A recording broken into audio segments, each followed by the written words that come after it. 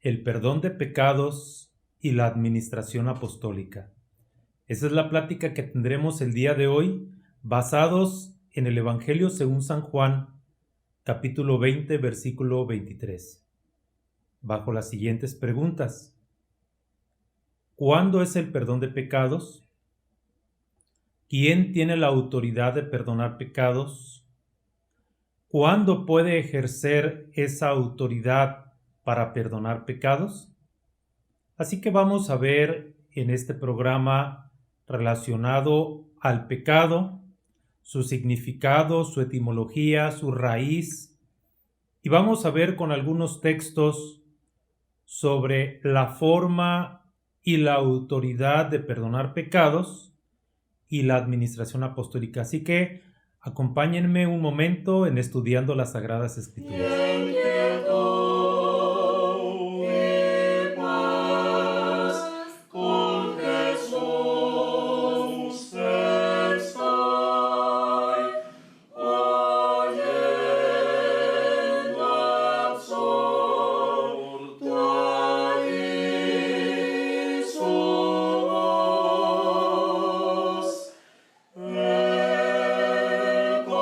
Es un gusto para mí compartir nuevamente este espacio con ustedes para hablar un poquito acerca de la Biblia. Mi nombre es Jesús Pardo Márquez y el día de hoy los saludo desde la colonia Los Sauces, en Tepic, Nayarit, desde el país de México. Antes de iniciar la plática del día de hoy, es importante comentarles que lo que aquí se habla no representa necesariamente alguna postura de alguna doctrina o religión, y es responsabilidad de quien lo expone.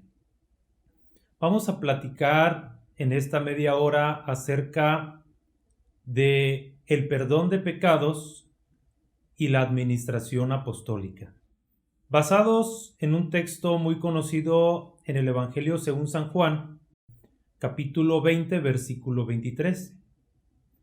Antes de tomar el texto,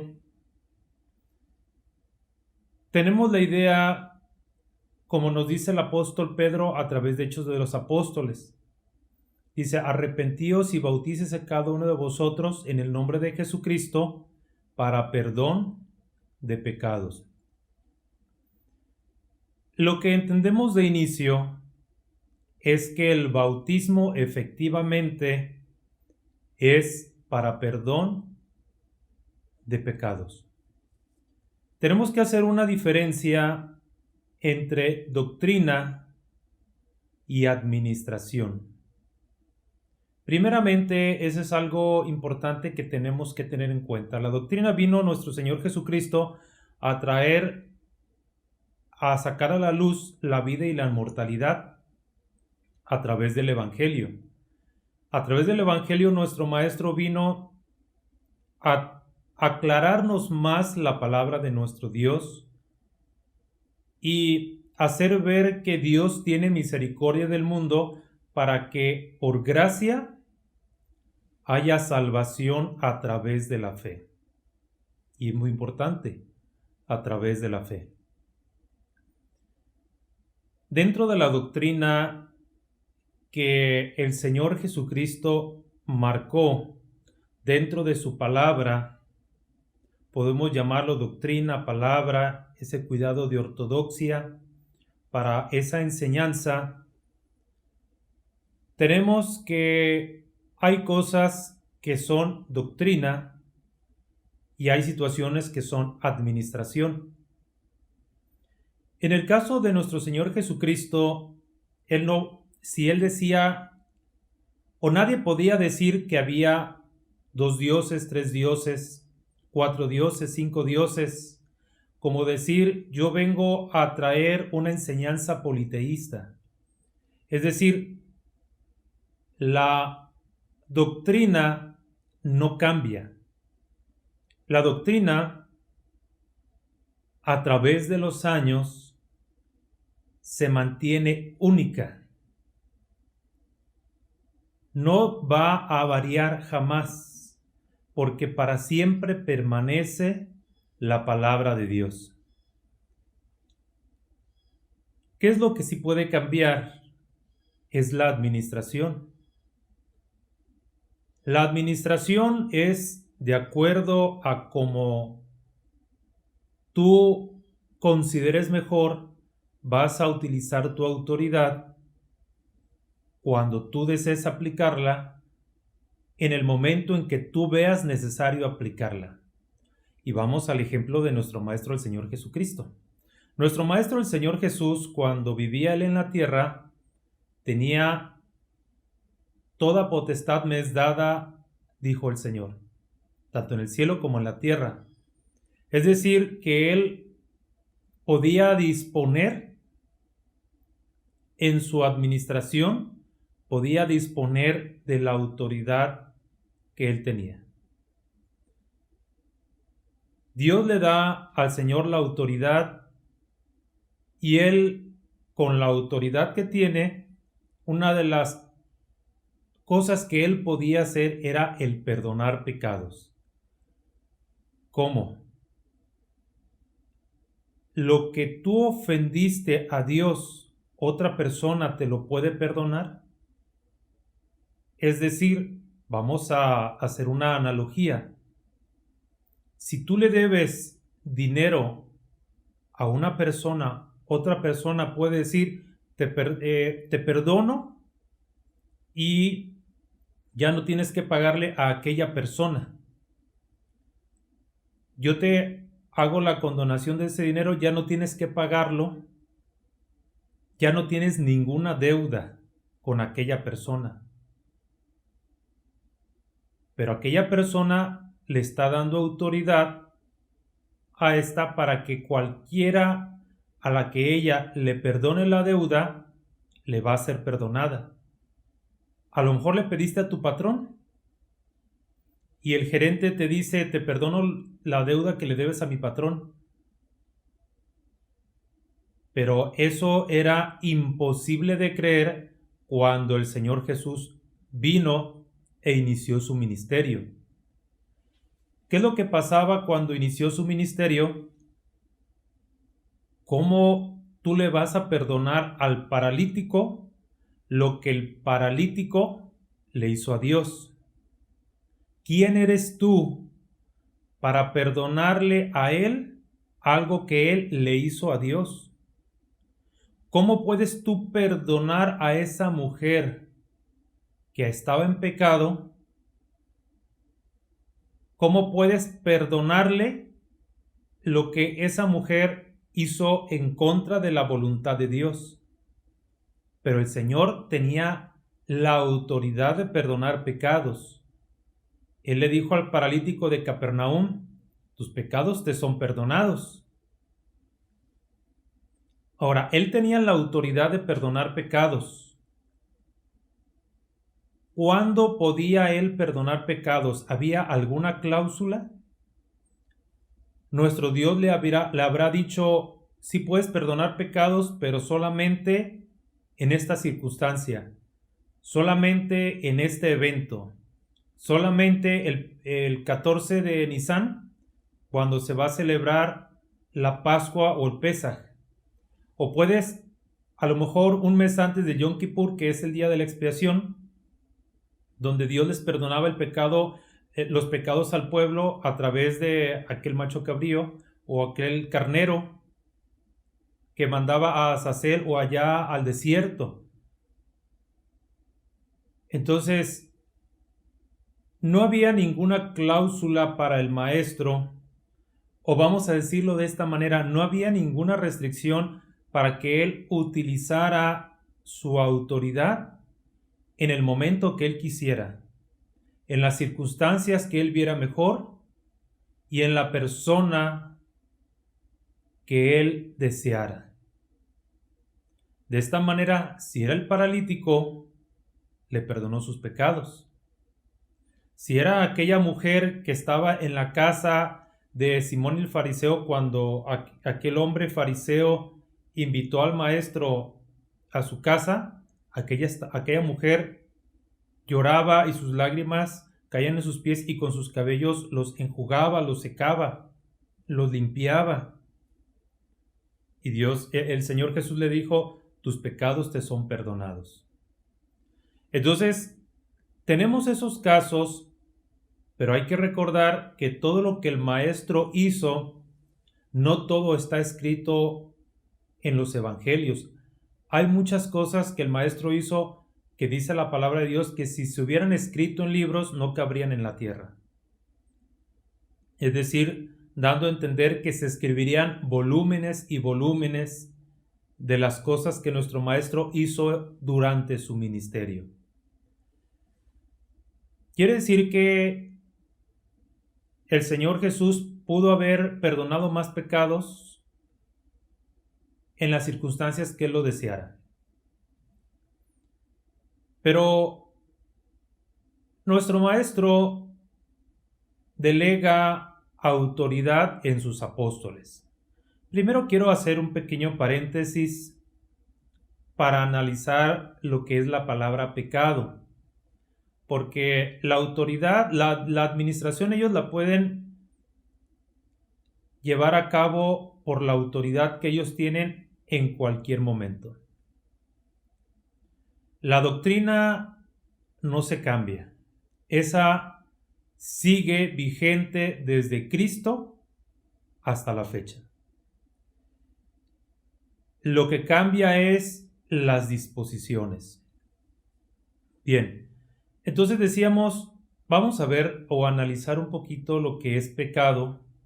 Pecado, dentro del hebreo, se utilizaba la palabra hatat para indicar pecado, o kata en arameo, pero hay que recordar que más o menos por el año 250 a.C., Ptolomeo II, que quiso que la biblioteca de Alejandría tuviera, o fuera la biblioteca más grande, por así decirlo, en la que se recopilaban los volúmenes de los que ellos podían tomar o hacerse de ellos a donde estaban o a donde iban.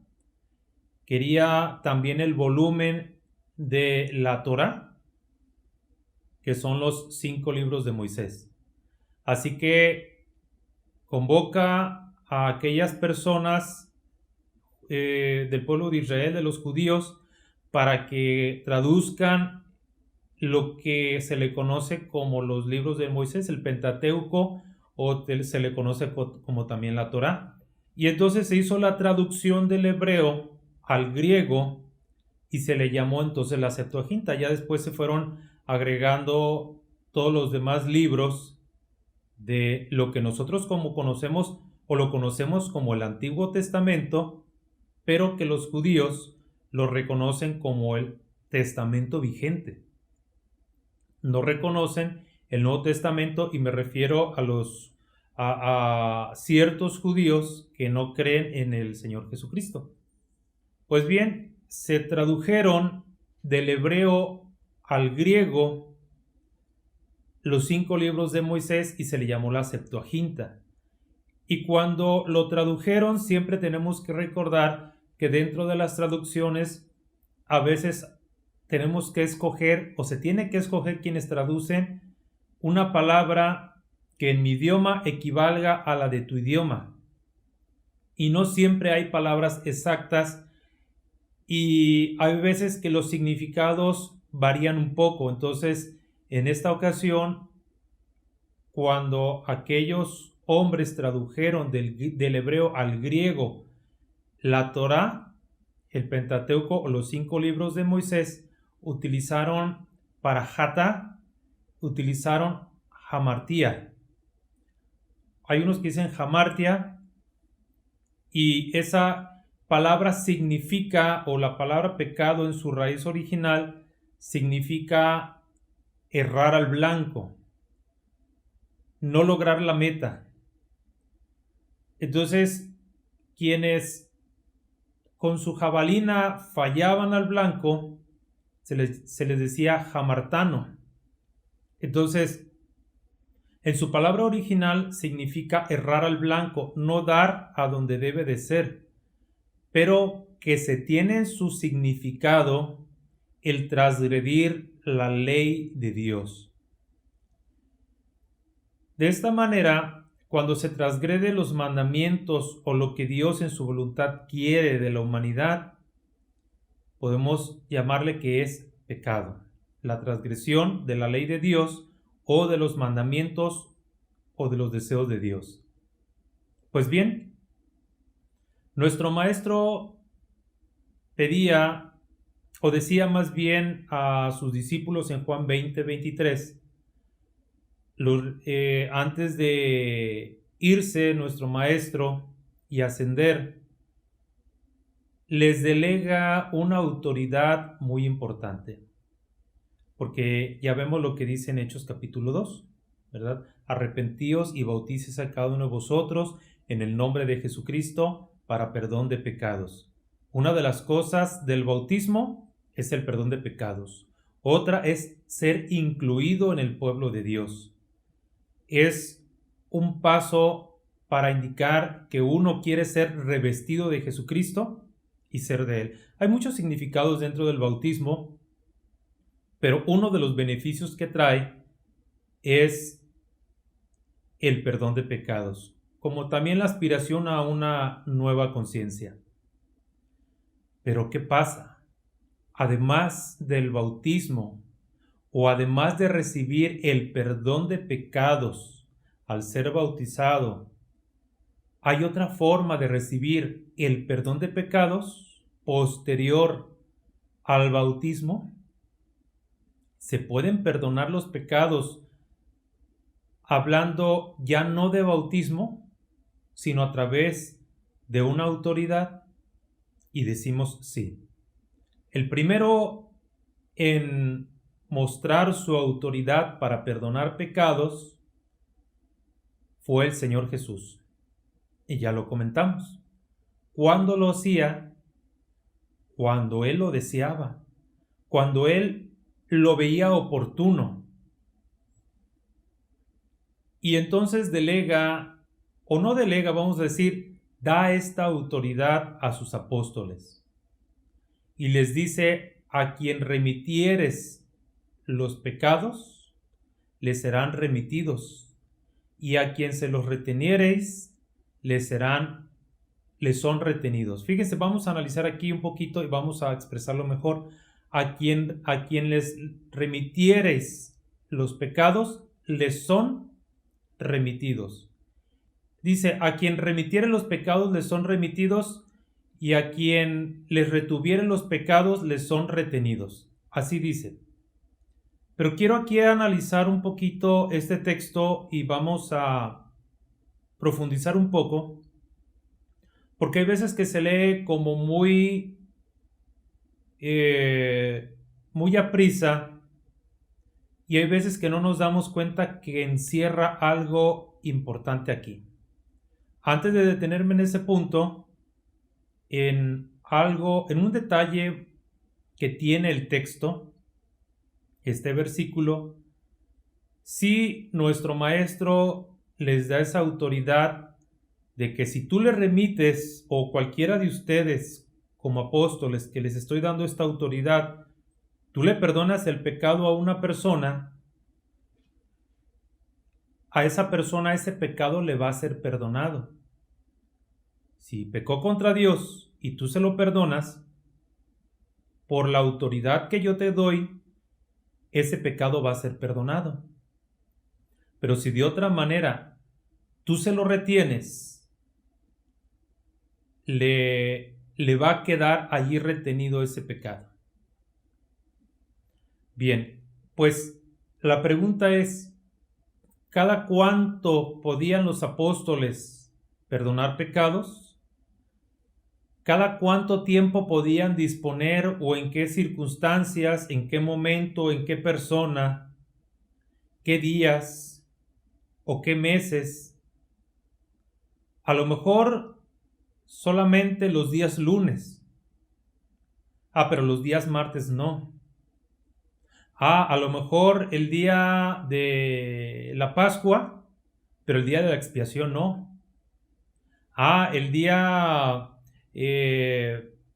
alguna festividad del mes de Nisan, el mes de Tishri. No había una cláusula para perdonar pecados. el día en que ellos quisieran hacerlo.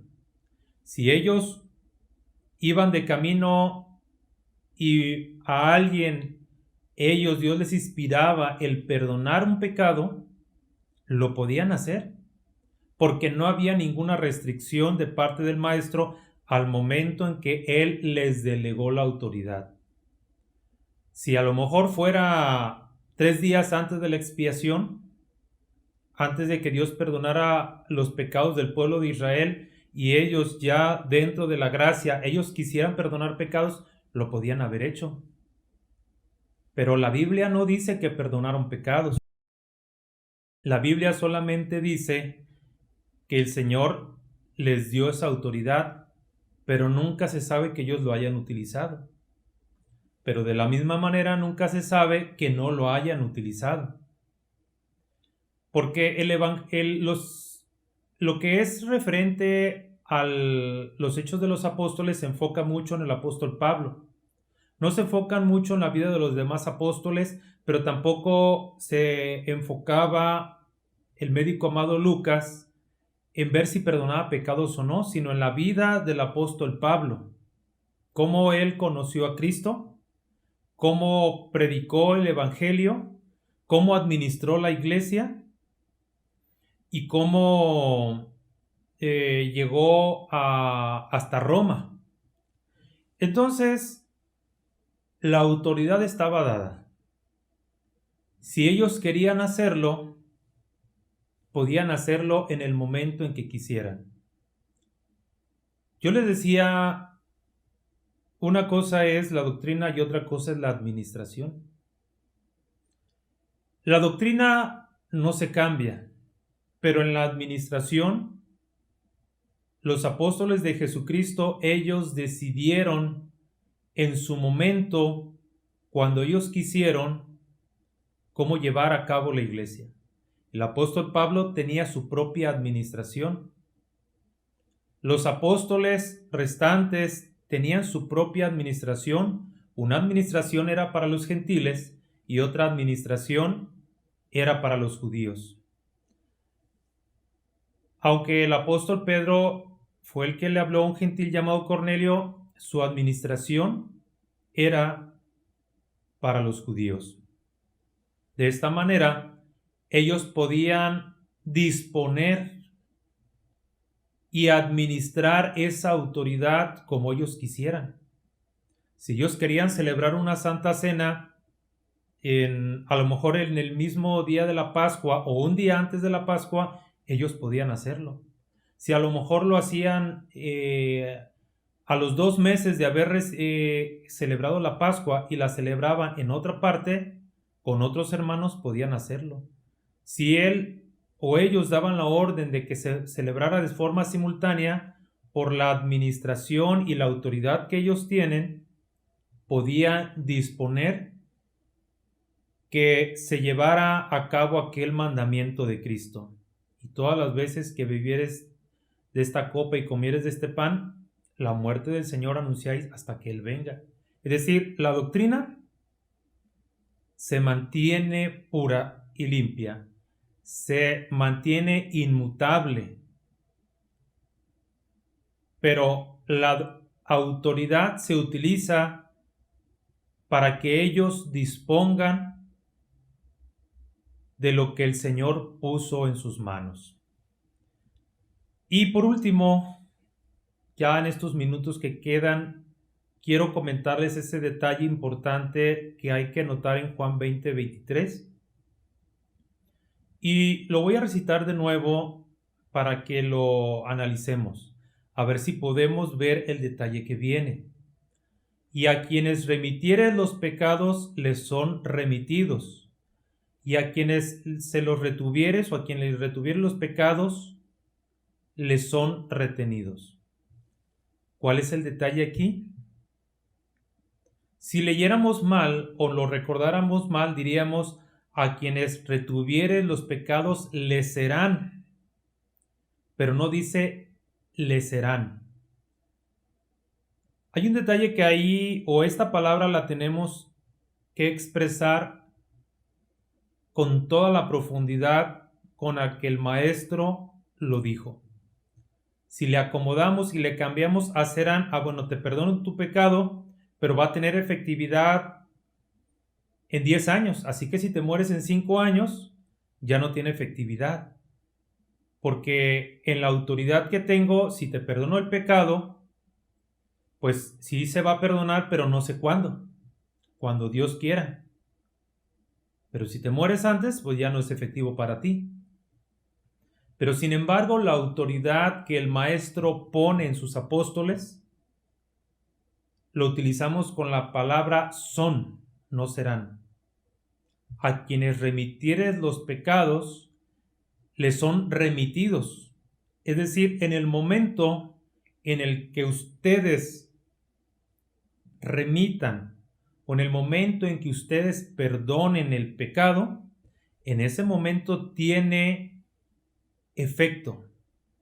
En ese momento el pecado es perdonado por la autoridad que Jesucristo puso en ellos.